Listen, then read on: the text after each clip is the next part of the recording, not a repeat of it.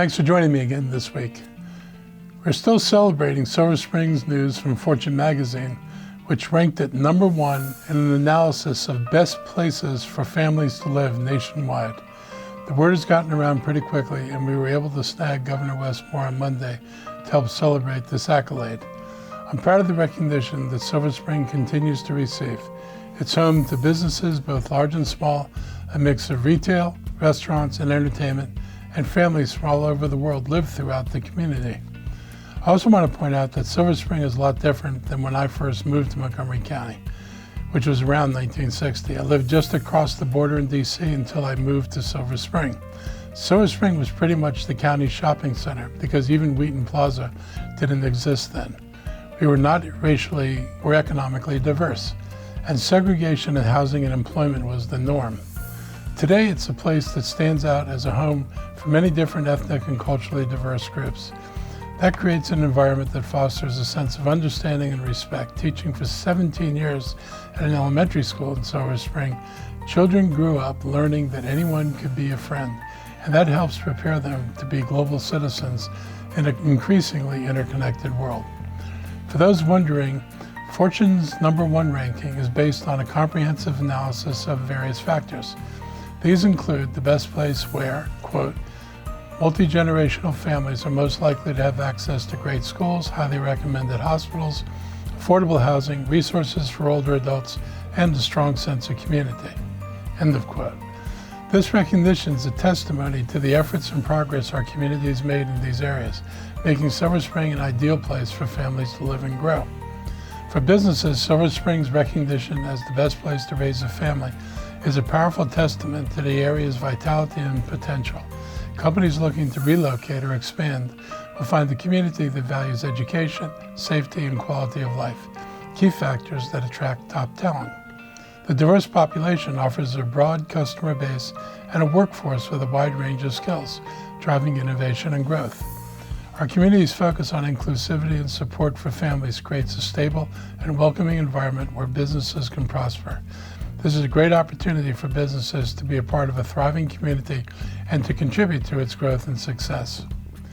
On my weekly media briefing, the president and CEO of Greater Silver Spring Chamber of Commerce talked about how the amenities added to the quality of life in Silver Spring, and that helps attract top talent. Silver Spring's home to a strong sense of community, belonging, and caring, and that underwrites everything we do. You can see all of that in how long families live there, how much community pride they show, how civically minded, and how giving they are. We do not pretend that there are not issues, but we work proactively and aggressively with the community to address challenges when they arise. There's a lot to be proud of happening in Silver Spring, and we appreciate the recognition from Fortune. And speaking of Silver Spring, we just had another great event there. The 2024 Olympics begin on Friday. So this week seemed like the perfect time to unveil a new sculpture paying tribute to Dominique Dawes. She was an Olympic gymnast and only one of 3 women to be part of medal-winning teams at 3 different games. It was wonderful to see her again yesterday. The excitement at the Silver Spring Recreation and Aquatic Center was amazing. I want to thank all the media and people who came out to be part of this story. Dominique's story started just like many other young gymnasts. She began tumbling at the age of 6, did not win her first competition until she was 9.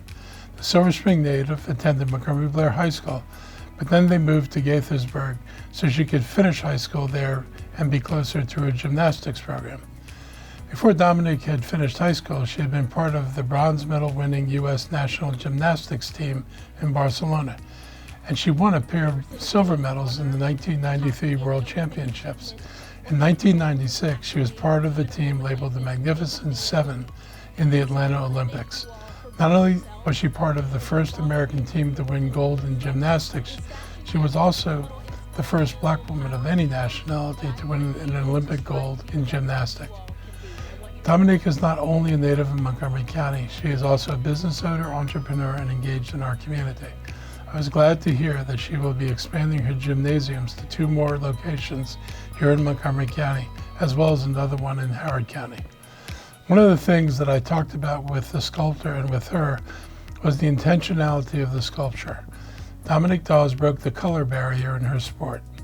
Children need good heroes, heroines, and role models, and seeing people who look like them and who do and have significant accomplishments can help inspire children to believe that they too can do great things.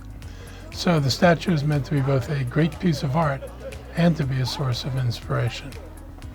And speaking of the Olympics, Montgomery County will be represented at this year's Olympic Games. We have 8 athletes on the U.S. Olympic team. On the swim team alone, Montgomery natives make up 3 of the 20 women on that team. We also have 2 athletes on the wrestling team, 2 on the track team, and even a fencer. We are a county that invests in athletic programming, activities, and facilities, whether it be through our schools, Department of Recreation, or the Park and Planning Commission. Seeing such a diversity of individuals in sports represented from this county on the highest levels of competition is one of many positive results of those investments. But the biggest benefit is that all county residents, and especially our children, always have the opportunities to learn any sport, hobby, or skill that they desire. Starting this fall, that includes pickleball, which will be added to all of our high school athletics. I wish all these outstanding athletes well, and be pulling for all the athletes with ties to Montgomery County throughout the Olympic Games. Finally, I want to thank the County Council for prioritizing rent stabilization in our area and finalizing regulations this week before going on summer recess. We have been eager to get this in place because the delay that waiting until the fall would have created would leave many families in the lurch, meaning that landlords would have another month to raise rents to unconscionable levels. They will be enacted immediately and apply to all buildings constructed more than 23 years ago, ensuring protection to many renters immediately and not leaving them vulnerable to price gouging and out-of-control rent hikes moving forward. These well-developed and public scrutinized rent stabilization regulations balance the need to make new housing construction financially viable while preventing the kinds of changes that would force migration from our county due to 10, 15, or 25% rent hikes. Right now, we have residents already experiencing rent increases north of 25% and more. It's unconscionable. Unfortunately, it's allowable. I want to thank everyone who had a part in making this happen.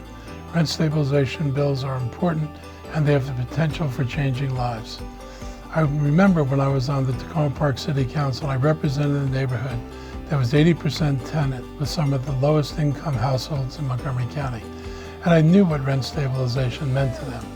I knew the impact that increases above the rate of inflation had on working people. It was the difference in the number of bags of groceries that could be put on a table for these families. I could see the tangible relationship between how high rent was and what the impacts were for families with limited incomes. This will make a difference for families in apartments with rent stabilization, and hopefully people will see how it is working and we'll have the opportunity to expand and modify the law in the future. This is an important moment now, though. We talk a lot about a safer, healthier community. This is one of the ways to make it actually happen. This Saturday and Sunday, July 27th and 28th, is the return of the Montgomery County Farm Tour and Harvest Sale. There are 2 farms joining the tour for the first time, Deer Valley Farms in Dickerson and Corner Farm in Silver Spring. Corner is the first urban farm to be part of this special weekend. I encourage you to use the Visit Montgomery Adventure Planner app to plan your visit to any of the participating farms. The app's a helpful way of identifying and participating in the farms and suggesting unique experiences across the county without visiting multiple websites.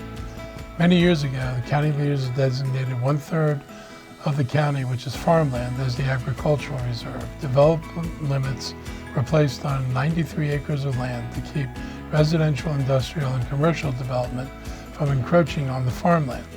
The Ag Reserve is home to more than 550 farms, 80% of which are farms that produce food, enhancing our ability to enjoy locally produced crops and products. So that's a wrap for today. Hope you have a great week. Hope to see you on one of the farms, and I'll be back again next week.